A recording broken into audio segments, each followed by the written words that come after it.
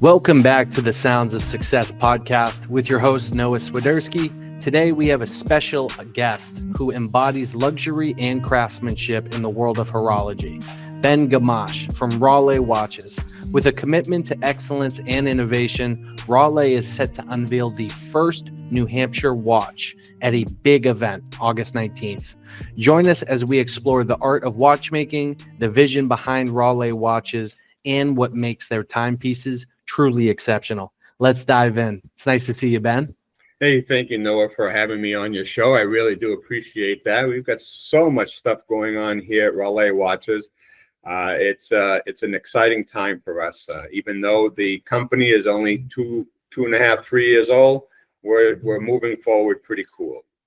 Let's get into it. I keep hearing all these waves coming August 19th. So excited to see what comes about. Could you share more maybe about the upcoming event on August 19th and what attendees can expect? So, about 7 months ago, 8 months ago, I was meeting with the governor, and she and I were talking about watches. She likes watches too. And then all of a sudden she says, Ben, can you make a watch for the state of New Hampshire? And I said, that's a great idea.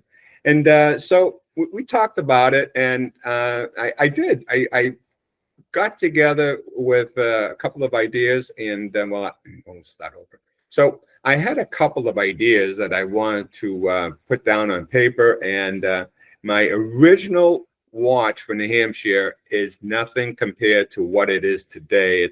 It grew from that. It was going to be more of a purple look because the state of New Hampshire's color is purple, but it didn't stay that way. So it took me about 10 different tries and about 5 months to actually design it, get it squared away, have it built, or I should say made. I had the watch dial made, and then get them here delivered. So we are having the unveiling of the New Hampshire watch August 19th here at the Ralle Watch building at 50 Bridge Street in Manchester, New Hampshire. Plenty of parking in the back. And we're going to be showing off ladies and men's New Hampshire watches with different styles for the bands, leather bands, silicone bands, and stainless steel bands. So we're pretty excited about that. We're going to have obviously some appetizers and some hors d'oeuvres and maybe some beer and wine. So we've got so far about 150 people who are reserving their spot to come here. We're inviting everybody who wants to come and see this beautiful watch. And we are inviting everybody who hears this podcast today. And this will be available online and in person, these watches, or is it just online, or is it just in person? So these are going to be available after August 19th. You can buy one August 19th at the show in the showroom, but also at the RalleWatches.com website. That's RalleWatches.com website. They will be there after the 19th for purchase. And what is your favorite moment or part of the watch that you're truly so proud of, whether it's creating it or marketing it or a reaction from someone big like the mayor or a governor or an influencer? What has been your favorite part so far in that process? I love that question because it's not the answer you think it's going to be. I was explaining the watch. I was at a chiropractor session, having my back adjusted. I was explaining the watch to the doctor. And when I was explaining it to him, he said to me, you have that part of the dial. You have that wrong. It should be this. And when he told me that, it was a huge light that went off my head. And it was that moment that I actually finished the dial correctly to capture that scene that I wanted to capture. It was incredible. So the chiropractor helped me finish the final touch by one sentence, believe it or That not. is hilarious. It's funny how those things happen and they come about. It happens just like that. And so in not just this timepiece, but many others, how do you ensure quality craftsmanship in each one?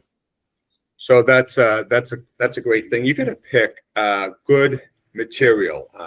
Like I says many times, I use the NH35 Seiko watch movement because I really believe that's a bulletproof movement. I could put that in my watches and I could feel good that that person who's going to wear that watch in 5 years from now, that watch is still going to be going good. Seiko makes a good watch. I'm not competing against Seiko. I make watches that actually are as strong as Seiko because I use their movement. And I use all 316L stainless steel. So the watch cases are of high quality.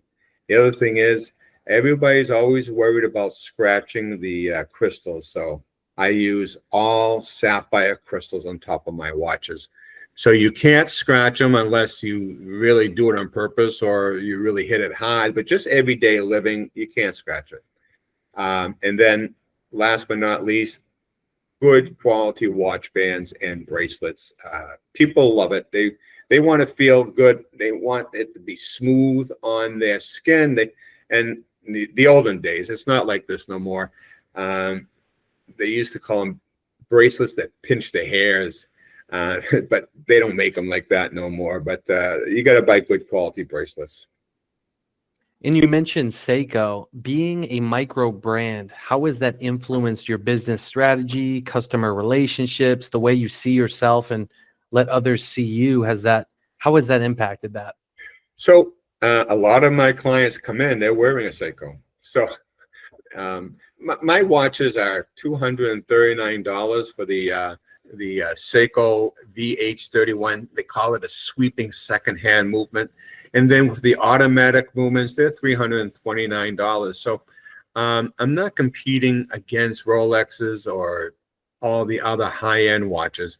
I am looking for the customer that wants a good everyday watch. And we have so many different styles that they can wear it, enjoy it, and, if something does happen, I can fix it and make them happy again. So my watches are for that market. And so since the last time we spoke, any new projects, any new challenges that you've been in or you've faced in the industry, and how have you overcome them? Or maybe besides the big unveiling, has there been any really exciting projects that came about? Well, this dial that I made, it took a long time, but in between, there was another dial I made. It's called the Azure Tide, Azure Tide. It's a beautiful maroon dial, and I have one in a blue dial.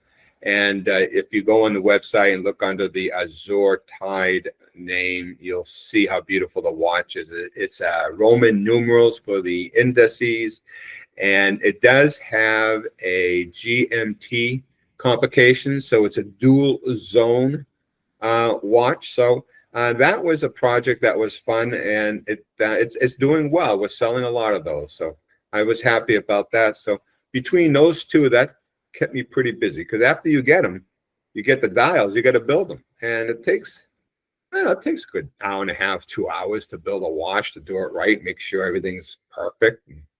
But it's time consuming. And you did mention movements. Can you explain maybe the significance of offering both Japanese and Swiss movements in your watches? Sure. And you're right. I do offer the SW200, which is a Soletta watch movement from a Swiss watch movement. So that's a very good movement, and that one alone is a very high demand watch movement in the watch industry. So you can get that watch movement and put it in a watch and create a beautiful watch for under $700. Watch movements are expensive, so when you're dealing with a Swiss watch movement, it's 2 or 3 times the price. So obviously it has to reflect the cost of the watch, but I use the SW Soletta 200 watch movement for my Swiss watches, or Swiss And made what are, watches, I should say. okay. And what are some of your goals heading into the fall and especially towards the end of the year here? So my goal is to sell out the New Hampshire watch. I'm going to do a lot of marketing, and we're going to be involved in some stores in New Hampshire, some jewelry stores, and connections with other places, connections with other. Okay. So we're going to try to get connected with retail locations so we could sell those watches out. So that's the game plan. We've got 300 of those watches that we want to sell. That's amazing. And I can't wait to see the success coming August 19th and moving forward. And I know all our listeners and viewers can't wait either. Much more success coming to Ralle Watches. And we're all excited to see the first New Hampshire watch. Thank you. And it's the first New Hampshire watch made by a first New Hampshire watch company in Manchester, New Hampshire. So it's a celebration of both. Absolutely. Thank you so much, Ben. You're very welcome. And thank you, Noah. Thank you for joining us on this episode of Sounds of Success podcast. We hope you enjoyed our conversation with Ben from Ralle Watches as much as we did. His passion for horology and dedication to quality truly shine through in every timepiece they create. Don't forget to mark your calendars for the big event on August 19th. Be sure to subscribe and leave us a review. Until next time, keep pursuing your passions and crafting your own success story. Thank you.